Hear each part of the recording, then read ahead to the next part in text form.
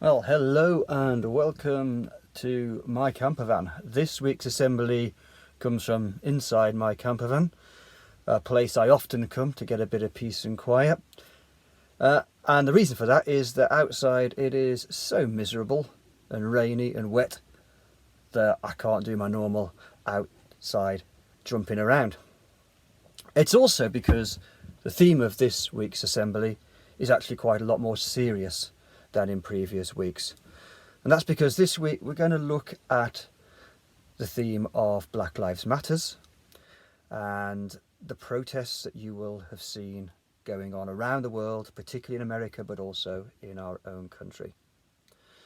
And I think it's really, really important at this time that we just get our heads around what this is all about, what's going on, and what does it mean for us.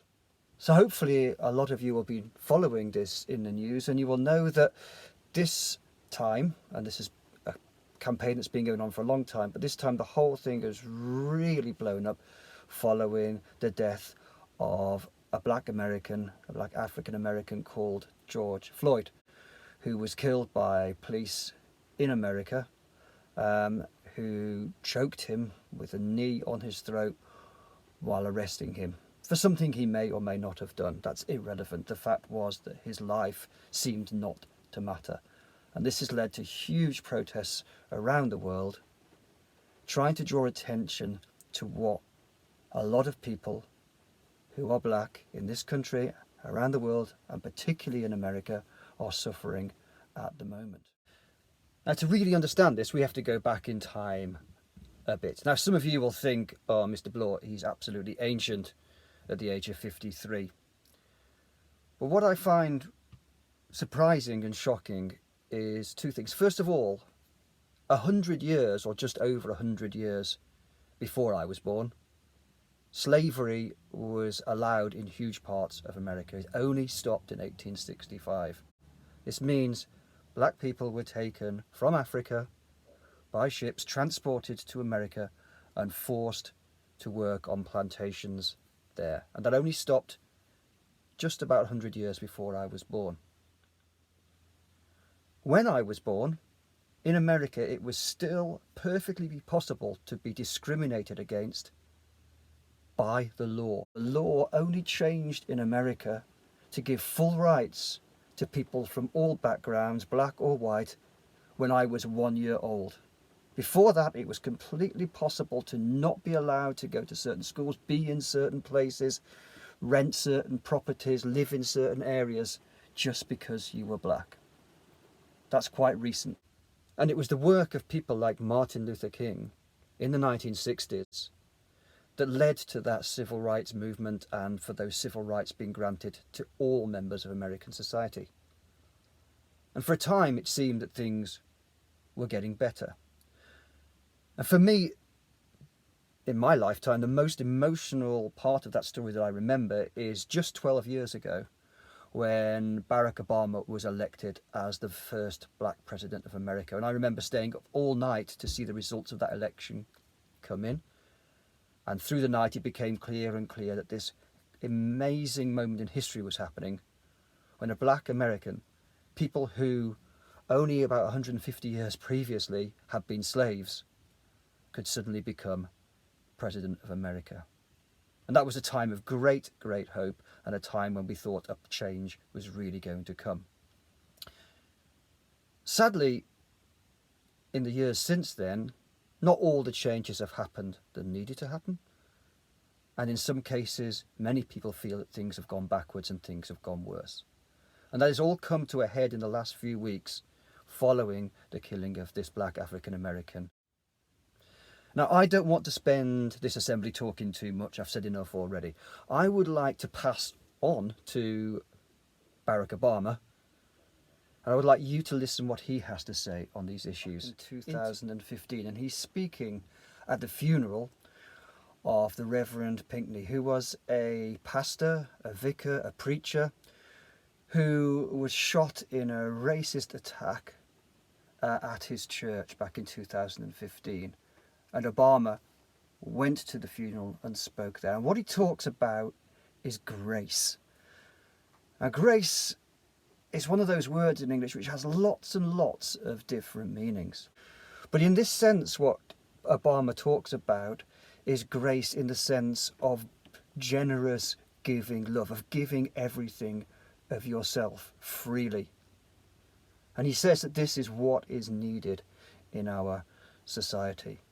He talks about being full of empathy and fellow feeling, full of understanding for other people, being able to walk in somebody else's shoes and see through their eyes. And I think that it's more than anything at the moment, that is what we need, the ability to see things through other people's eyes. You personally may not be affected by racism. And you may think, well, my life matters, all lives matter. Of course they do. But at the moment what we're saying is that there are lots of people who, just because they're black, are treated in a bad way, are not listened to, don't feel part of our society, and we need to understand that and listen to that. The speech is worth watching for the full 40 minutes, but I'm just going to show you one or two bits of it. I cannot claim to have had the good fortune to know Reverend Pinckney well, but I did have the pleasure of knowing him back when we were both a little bit younger. Back when I didn't have visible gray hair. And the first thing I noticed was his graciousness. Reverend Pinckney embodied a politics that was neither mean nor small. Amen. He conducted himself quietly and kindly and diligently. He was full of empathy and fellow feeling, able to walk in somebody else's shoes and see through their eyes. Amen. What a good man. This whole week I've been reflecting on this idea of grace. Grace. As a nation, out of this terrible tragedy,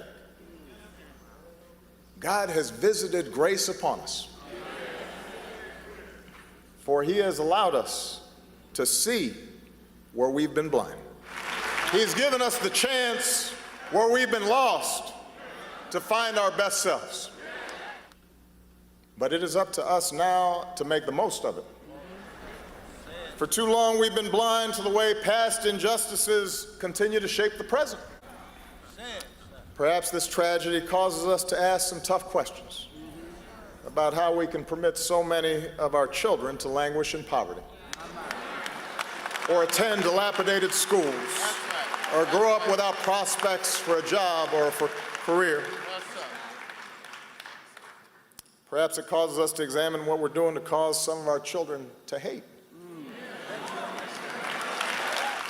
Perhaps it softens hearts towards those lost young men, tens and tens of thousands caught up in the criminal justice system, and lead us to make sure that that system's not infected with bias,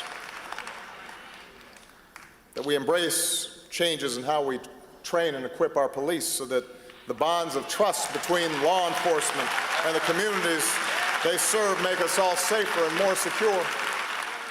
By recognizing our common humanity, by treating every child as important, regardless of the color of their skin or the station into which they were born, and to do what's necessary to make opportunity real for every American. By doing that, we express God's grace.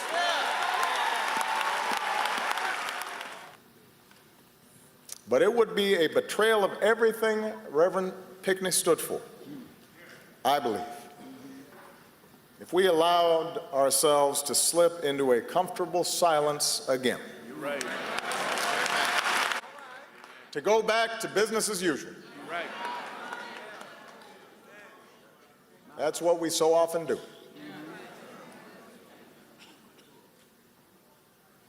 To avoid uncomfortable truths about the prejudice that still infects our society. Where we shout instead of listen. Clem understood that justice grows out of recognition. of ourselves in each other. He knew that the path of grace involves an open mind, but more importantly, an open heart. That's what I felt this week, an open heart. That, more than any particular policy or analysis, is what's called upon right now, I think. What a friend of mine, the writer Marilyn Robinson, calls that reservoir of goodness. That reservoir of goodness. If we can find that grace, anything is possible. If we can tap that grace, everything can change.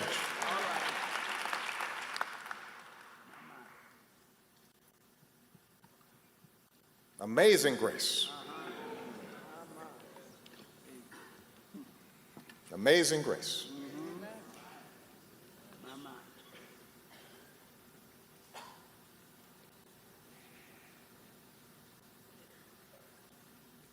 So I hope you found that speech as inspirational as I did. I find it incredibly moving. I hope to see you again next week, and by that time I hope that the sun will have come out again and that I'll be back outside to entertain you.